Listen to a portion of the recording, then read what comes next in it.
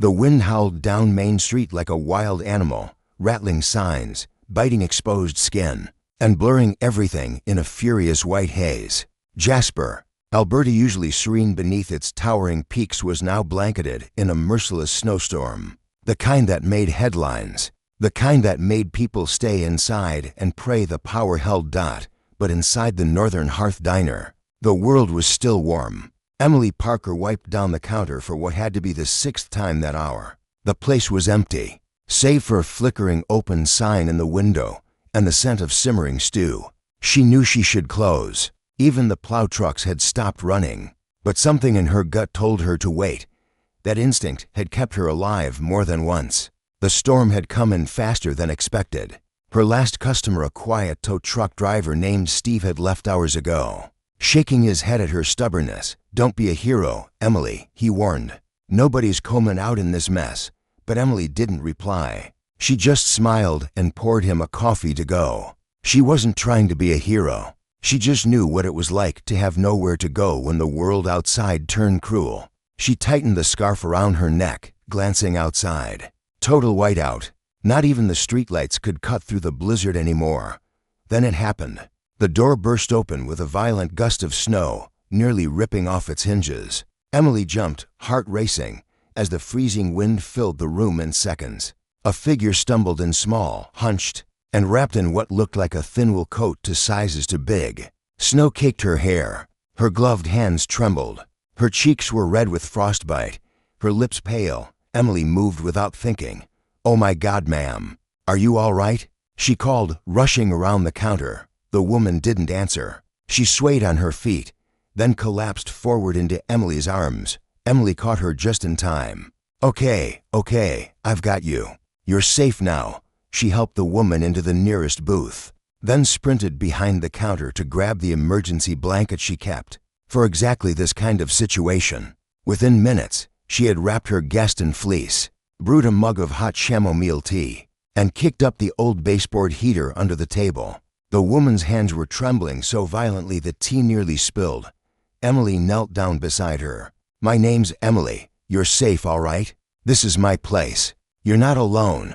The woman looked at her, eyes blue and watery. I got lost." Her voice was barely a whisper. British accent, aged but gentle. "My taxi driver dropped me on the wrong street. I couldn't find my son's address." You walked in this storm?" Emily asked, eyes wide. "Alone." The woman nodded weakly. "He lives nearby. I thought it would only take a few minutes." Emily pressed her lips together to stop herself from scolding. "You're lucky to be alive." She gently placed a warm cloth into the woman's hands and guided them to her face. Then, slowly, the color began to return to her cheeks. "What's your name?" Emily asked. The woman smiled faintly. Margaret Layton." Emily's breath caught. The name was familiar to familiar. Where had she seen it? But before she could follow the thought, Margaret was pulling a folded paper from her purse. "This is where I was trying to go," she said, handing it over with a trembling hand. Emily unfolded the slip. The address read, Summit Ridge Residences, Penthouse 3101. Emily blinked. Summit Ridge was the crown jewel of Alberta's real estate luxury condos perched above the town, with a view of the Rockies, home to athletes, oil executives, and tech moguls. She'd delivered pies there once. Even the lobby was marble and gold. "Your son lives here?" Emily asked carefully. Margaret nodded, her voice still hoarse.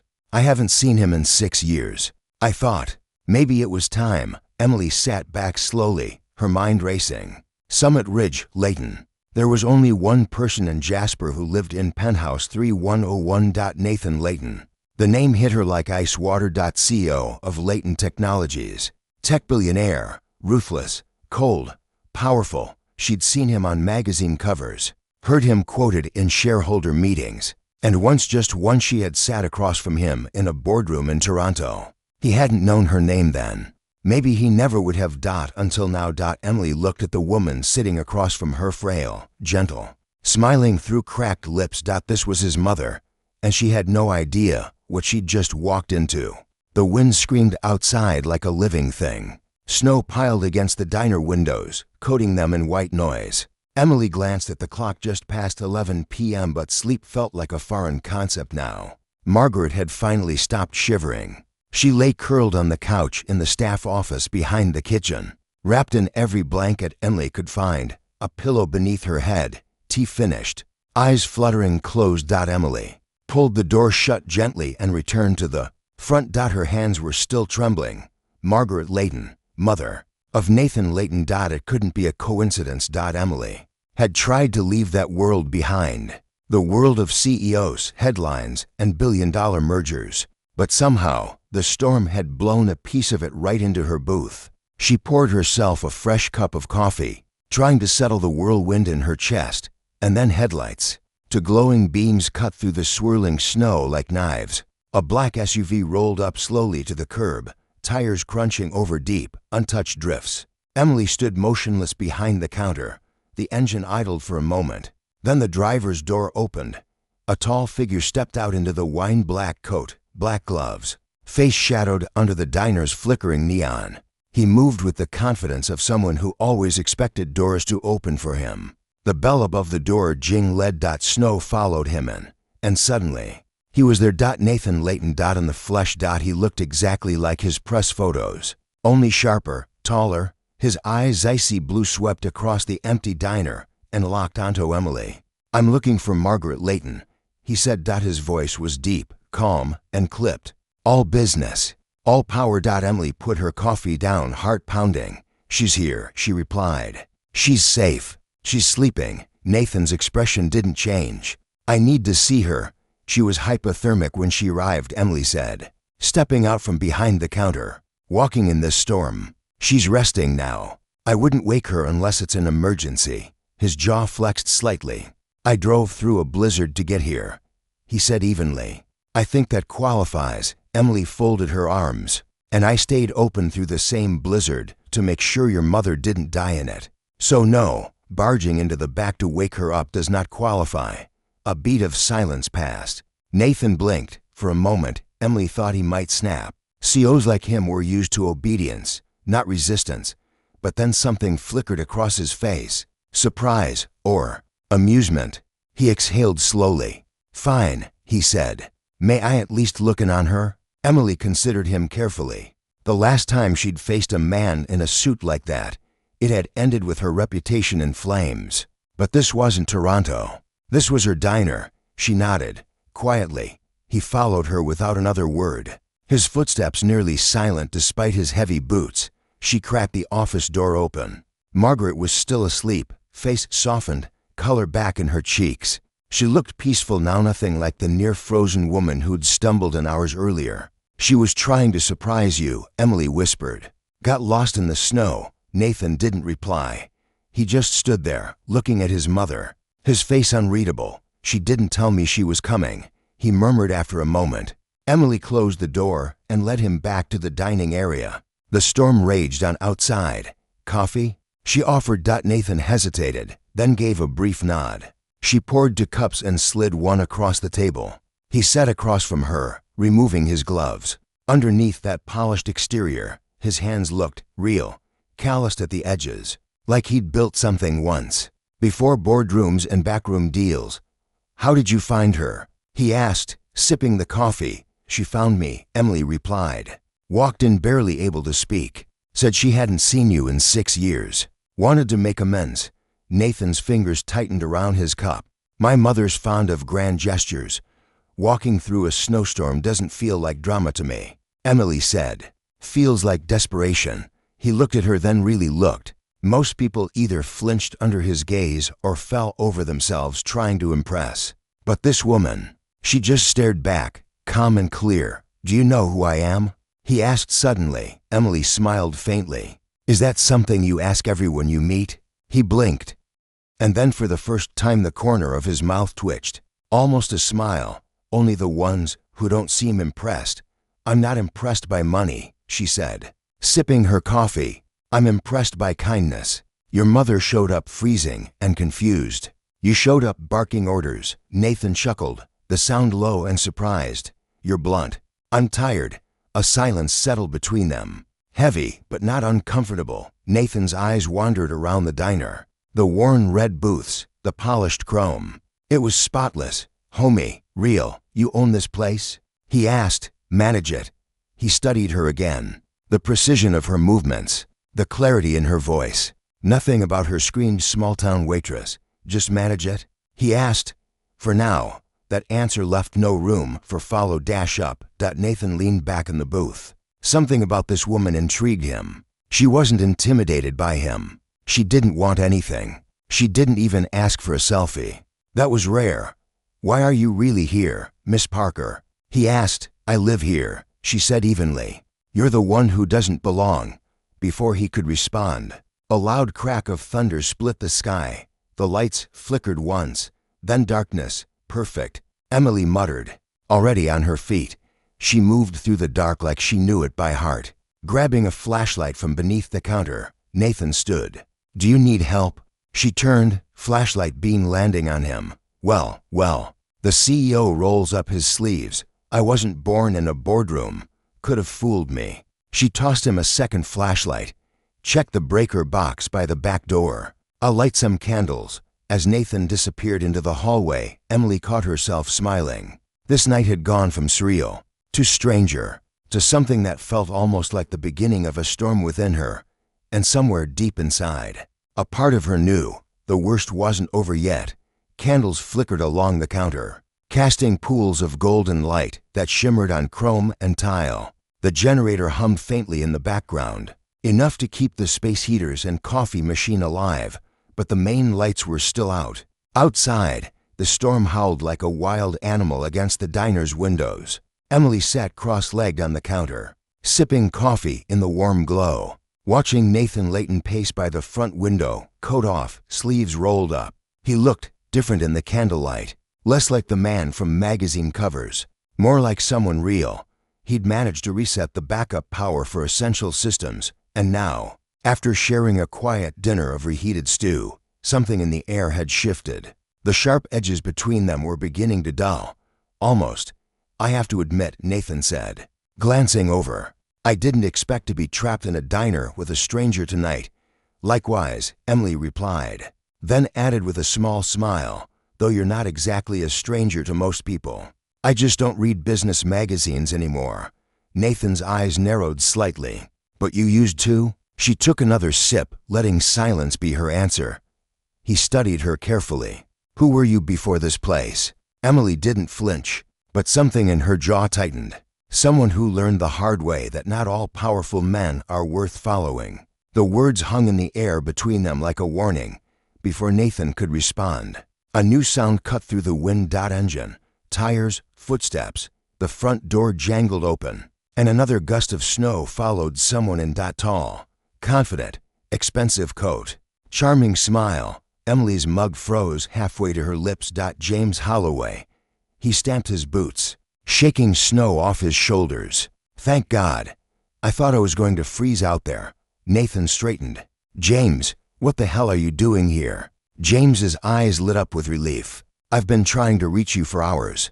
Your mother called the office, and when I heard you'd left during the storm, well, I was already in Jasper for the Northridge meeting, so I thought I'd come check on things. And then his eyes landed on Emily. A recognition flashed. Then came something colder. Fear. Emily Parker, he said, voice suddenly stiff. Well, this is unexpected. Emily didn't move. Her hands went cold. James, she said flatly. Of all the diners in all the storms, Nathan glanced between them. You to know each other. James stepped forward, forcing a smile. We worked together, years ago. Emily was one of my analysts at Holloway Partners. Brilliant girl. Until I left, she said, voice like steel. Under complicated circumstances. James chuckled, fake and tight. Water under the bridge, surely. But Emily's eyes didn't blink. Depends on which side of the bridge you're standing on. Nathan's posture shifted. He felt it something off. Emily was rigid, controlled, like someone cornered. And James, too smooth, too eager. Well, James said, turning to Nathan, when Margaret called looking for you, I figured I should drive over. Roads are a mess, by the way. I barely made it. You didn't come for my mother, Nathan said, voice calm but firm. You came for me. About Northridge? James hesitated for half a beat too long. There were some numbers in the latest reports. I thought you should see them. Emily stood. I should check on your mother. She picked up a tray, but James stepped in her path. Let me help. We have so much to catch up on. I've got it, she said, sidestepping him. Nathan watched the exchange, watched the way Emily moved, shoulders squared, jaw set, and he watched the way James's smile flickered when she turned her back. Something wasn't right. James, Nathan said, gesturing toward the pantry. A word. Once inside the walk-in storage room, Nathan didn't wait. What's the story between you two? James leaned against a shelf like it was any other Tuesday. Straight to the point. As always, don't dance around it. She worked for me for about 18 months, James said. Very promising. Then she had what she called an ethical crisis. Thought we were fudging numbers. Made some noise. Tried to go to the OSC. It was baseless. We were cleared. But she burned her bridges. Nathan narrowed his eyes. And that's it. What else would there be? James shrugged. She's hiding out in a diner now. That tells you everything. But Nathan wasn't convinced. Back in the dining area, Emily had just returned with a fresh cup of tea from Margaret and a bowl of soup. Her expression was calm, but her eyes, Nathan noticed, were scanning James like a bomb that hadn't gone off yet. As James took a seat beside him, Emily sat across from them. Margaret's doing better, she said. She asked for more soup. That's a good sign. Thank you for taking care of her, James said smoothly. Truly. Emily didn't answer. Nathan broke the silence. How long have you been in Jasper? He asked her. For years. James jumped in. She left Holloway Partners after a disagreement and disappeared. I assumed she'd gone back to school or something. Emily's spoon clinked softly against the bowl. Why'd you really leave? Nathan asked. James answered first. She accused us of manipulating market data, claimed we inflated company valuations before acquisitions. The OSC investigated and found nothing. Emily looked at Nathan, her expression unreadable. I had evidence, she said, but someone tampered with it, and someone used my credentials to access reports after I'd already been removed from the system. James scoffed. Come on, Emily, still clinging to that fantasy? Nathan leaned back in his seat. He felt the storm building again, not outside, but inside this diner, because he'd just read a report hours ago that showed suspicious parallels between the Northridge Biotech financials now and the warning signs Emily had just described, and she hadn't seen that report. Not unless. You've seen Northridge's numbers? Nathan asked her. Emily didn't flinch. Double quotes, no, but I've seen that pattern before. James paled slightly. It's coincidence. Nathan was no longer listening to his old friend. He was listening to the woman who had nothing to gain and everything to lose. The storm outside had started to slow, but inside the Northern Hearth Diner, a new one had just begun. Nathan sat across from Emily, eyes narrowed in thought. James was beside him, tapping his fingers against the edge of the table, a habit he always did when he was nervous, but trying to hide it. Emily, for her part, sat with her spine straight, her expression unreadable. She'd spent years preparing for this moment. She just never thought it would happen in a booth under candlelight, across from the man who once held her future and the man who could still destroy it. I want to know everything, Nathan said. His voice wasn't sharp, not yet, but there was steel in it. What did you find back then? Emily didn't blink. It was Northridge. James tensed, just slightly, but Nathan saw it. I was on the team analyzing their pre-acquisition reports, Emily continued. We were working with your company back then, Latent Tech. I saw discrepancies. Revenue projections inflated across quarters, hidden debt, shell transactions used to prop up valuation. None of it made sense. Nathan leaned in. And you brought it to James? She nodded. I gave him a detailed breakdown and recommended pulling out of the deal until a third-party audit could verify the numbers. And Nathan asked. James let out a forced laugh, and she panicked, thought she'd uncovered a conspiracy, started copying internal files, taking screenshots of dashboards without authorization. Emily didn't take her eyes off Nathan, because I knew the data would be wiped, and I was right. The next morning, my access was revoked. I was removed from the account. 3 days later, Holloway Partners announced the numbers had been reconciled, and the acquisition was greenlit. Nathan's stomach turned. "Did you go to the OSC?" "I tried, but by the time I got the files together, they'd been altered. Someone used my credentials to modify the timestamps. It made it look like I was the one cooking the books." James interjected, his voice rising. "She brought fabricated data to a federal agency, Nathan. The OSC found no wrongdoing. Because you buried it," Emily snapped. "Because your lawyers threatened me with defamation and career sabotage. And then they delivered." She turned back to Nathan. "I lost everything. I was 28 years old, with 6 years of finance experience, a spotless track record, and overnight, no firm in Canada would touch me. I was blacklisted." A long, taut silence followed. Nathan looked between them. "Did you threaten her?" James didn't answer right away. "Then I did what I had to do to protect the firm." "You sent someone to her apartment," Nathan said, voice suddenly low. "Didn't you?" Emily's hands went cold. "I never told anyone that." "What happened?" Nathan asked, eyes still locked on James. "One night," Emily said quietly, "someone broke into my apartment. Nothing was stolen, but everything was turned over. My laptop, my drawers, even my personal journals. The next day, I got an envelope under my door. Inside was a photo of my parents' graves, and a note." She paused. "Some things should stay buried." James stared at the table, his mask cracking for the first time. Nathan stood. His chair scraped against the floor with a screech. He walked away from the booth, hands on his hips, pacing in the darkened diner. "You told me we were cleared. You told me she went rogue." James stood too. "I told you what you needed to hear at the time." Nathan turned. "And the data? Was it real?" James hesitated. "That was enough. Unbelievable," Nathan whispered. Emily stood slowly. "I still have it. The original copies, the access logs, the emails. They're in a safe deposit box in Vancouver. I kept them in case this day ever came." James looked at her, voice bitter. "And what? You just wait out your little exile and swoop back in to ruin us when the time was right." Emily looked directly at him. "No, I wanted peace. But peace doesn't come when men like you keep climbing over the bones of the people you silence." Nathan exhaled. "We're supposed to finalize the Northridge deal on Monday, don't?" Emily said. "It's already in motion," James said sharply. "If we pull out now, it'll signal panic. The board will revolt.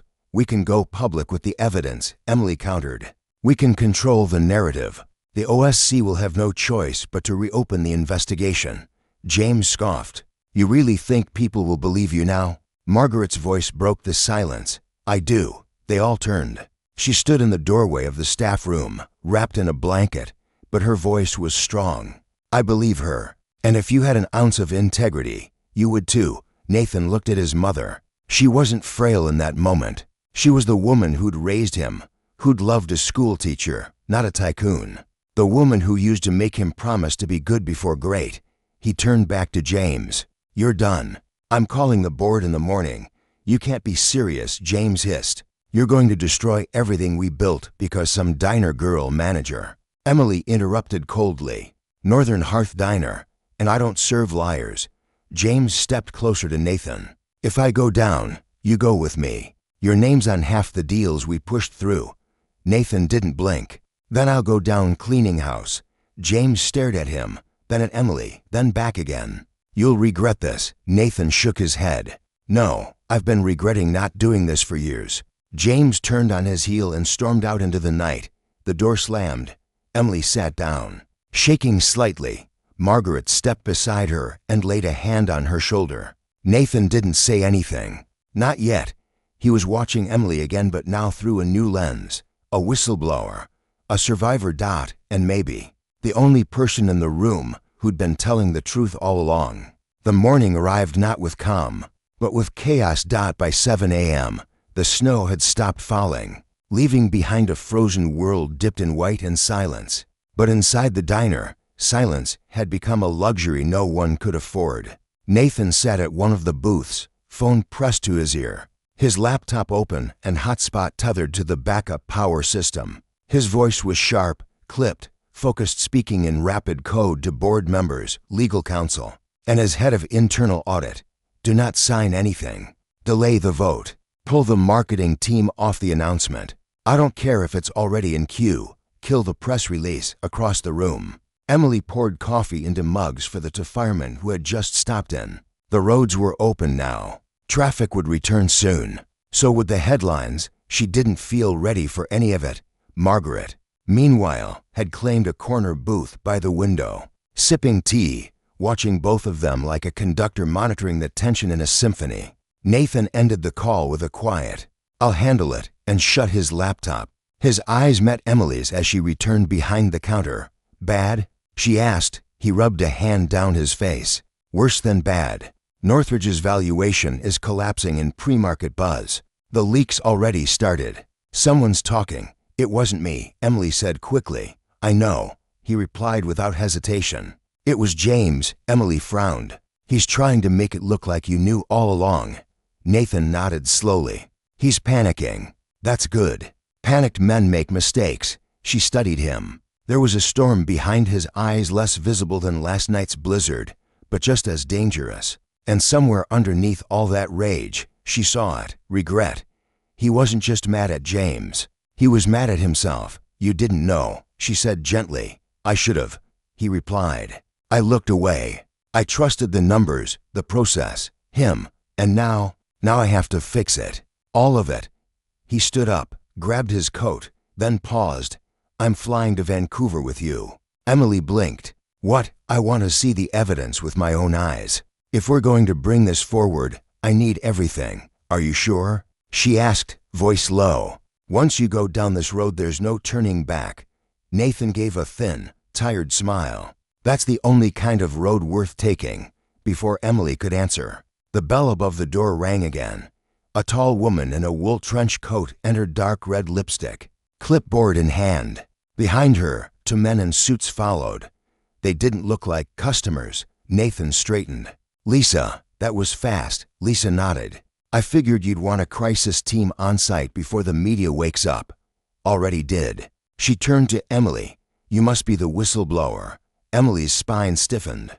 "I have a name." Lisa blinked, caught off guard, then nodded respectfully. "Of course. Emily Parker." Nathan stepped between them slightly. "We're protecting her identity until she decides what to release and when." "I agree," Lisa said quickly. "Just gathering facts for now." Margaret called from her booth. "She's not just a whistleblower. She's the reason I'm alive." Lisa looked confused. Nathan explained. "She saved my mother's life in the storm last night, before I knew who she was." Before any of this, Lisa's eyebrows rose. Then she turned to Emily with a touch more warmth. "You've had quite a week." Emily laughed once, bitter and tired. "You have no idea." By noon, the headlines had started to roll in. Breaking: Northridge acquisition on hold amid fraud concerns latent technologies. CEO Nathan Layton orders internal investigation. Anonymous whistleblower may hold key evidence from years-old cover-up. Anonymous part didn't last long. Emily's name hit Twitter by 3 p.m. by 4. Her inbox was flooded with press inquiries. By 6. Her old LinkedIn, long dormant, had more connection requests than she could count. She didn't touch any of it. Instead, she sat outside the diner on the icy patio bench, wrapped in a blanket, staring out at the frozen trees, trying to breathe. Nathan joined her quietly, setting down a second coffee. "They're going to spin it however they can," he said. "Some will say you're brave. Some will say you're bitter. They'll paint you however they need to protect the machine." "I know," she whispered. I never wanted any of this." "I believe you." He sipped his coffee. Then, after a moment, "I didn't want to be this person either." She turned to him. "Then why did you become him?" He exhaled, the breath fogging in the cold air. "It's easier than you think. One decision becomes two. To become policy. Then suddenly you're worth $1 billion and you haven't had a real conversation in 5 years." Emily looked away. "Well, you're having one now." "I am." They sat in silence for a moment. Then he said, more quietly, "You were right last night. About me wanting to solve you. To figure you out. I've spent my whole career making people do what I want. But I can't do that with you." She smiled faintly. "That's why I don't trust you. And yet," he said, setting down his coffee, "you let me in anyway." She didn't reply. Because he wasn't wrong. She had. Just a little, and she hated that it felt good. That evening, after the reporters had been turned away, after Margaret had finally fallen asleep again upstairs, Emily sat alone in the dark diner, sorting through receipts and restocking the till. Nathan appeared in the doorway. "You should sleep," she said. "So should you." She nodded, but didn't move. "I want to help," he said. Emily looked up. "With what?" "The storm's passed. So has your mother. And you've got your team. Crisis handled, not that kind of help." He stepped closer. "I meant, with rebuilding what was taken from you." Her voice was soft. "What was taken can't be rebuilt. It can be reimagined." Emily looked at him for a long time. "You're still speaking in CEO metaphors." Nathan smiled. "Old habits." He held out his hand. "Vancouver?" Emily stared at it for a moment. Then she reached out and took it. The sky over Vancouver was clear and sharp steel blue, cut by the early March wind. But Emily barely noticed. She stood in front of the Riverview Bank and Trust, clutching the small, matte black key in her gloved hand. The safe deposit box vault was inside, down a staircase, past 3 layers of security and exactly 15 feet from the past she had spent for years trying to forget. Nathan stood beside her, silent. Neither of them had spoken much since their flight landed. The early morning news cycle had exploded with coverage of the Northridge fallout. Shares had dipped, investors were circling like crows, and James Holloway had vanished. Phone off, lawyers activated. But none of that mattered right now. This was about evidence, about truth. And about what came next. "Ready?" Nathan asked. Emily's voice was low, not even a little, but she walked forward anyway. The bank manager escorted them through the vault door, clipboard in hand, her tone apologetic but polite. "It's standard procedure for us to verify identification before opening the box. If either of you would like privacy." "No," Emily said. "He stays." She slid the key into box number 1129 and turned. The door clicked. Inside, beneath a velvet-lined tray of old letters and keepsakes, sat a slim plastic drive, a sealed folder, and a tarnished silver bracelet. Emily took the drive and the folder, pausing only briefly over the bracelet. Nathan watched as she tucked it back into the box. "Something personal?" he asked gently. "My mother's. She wore it the last day I saw her." "You said your parents passed during university." "They did," Emily said, closing the lid. "That bracelet was in the mail 2 days after their funeral. No note, just a postmark. Toronto." Nathan didn't ask what it meant, but he understood what it cost her to leave it behind. Back at the hotel suite, Nathan set up his laptop on the coffee table. Emily plugged in the drive and slid the folder across the bedspread. "There are backups in 3 cities," she said. "This is the original. Encrypted, air-gapped, no cloud, no paper trail." Nathan opened the folder and paused. Emails, financial statements, printouts of metadata, timestamps, system logs, side-by-side comparisons between doctored reports and untouched versions. There were notes in her handwriting, color-coded, tabs, redacted names circled in pen. It was meticulous. It was irrefutable. "You could have sold this," Nathan murmured. "To a competitor, to a journalist." Emily didn't answer right away. Then, "Truth doesn't belong in the highest bidder's pocket." Nathan looked at her for a long moment. "I've worked in boardrooms my whole life," he said. "I've never met anyone like you." "Then you've been sitting at the wrong tables," he smiled. But it didn't reach his eyes. "They're going to come after you," he said. "After both of us.